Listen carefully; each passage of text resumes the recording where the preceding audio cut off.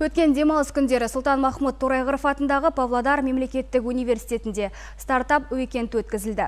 Жастар 2 күн бойы стартап жобаларының идеяларын ортаға салды.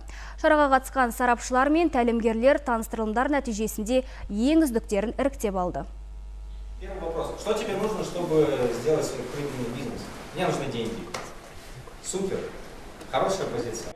Стартап уикенд жастарға өз бизнес идеяларын іске асыруға мүмкіндік береді. Тәлімгер қала кәсіпкерлері ұсынылған әр жобаны назарға алып, оны дамыту жөнінде ақыл кеңестерімен бөлісуде. Осы тақылеттес кездесулер университетте 90 сайын ұйымдастырылады. Бірегей стартап идеялары мен келушілердің саны арта түсуде. В течение 2 дней наши эксперты и менторы прокачают. 2 күн ішінде біздің тәлімгерлер мен сарапшылар бар білгенмен бөлісіп, біліктіліктерін шыңдауға көмектеседі. Одан әрі идеяны ілгері жылжытуға атсалысады. Негізгі мақсат осы.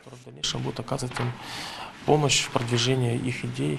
Сарапшылар бизнес идеялардың артықшылықтары мен кемшін тұстарын бүкпесіз айтып, әділ бағалауға тырысты. Стартап уикенд қорытындысы бойынша 40 қатысушының 18-і финалға шықты. Нәтижесінде AR бағдарламасы арқылы мектеп пәндеріне оқыту жобасына 1-ші орын, шыны сынықтарын қайта өндіру және бұйымдар өндірісі 2-ші, смартфон арқылы қашықтықтан бақылауға арналған смарт-бал қосымшасы 3-ші орынды еншіледі.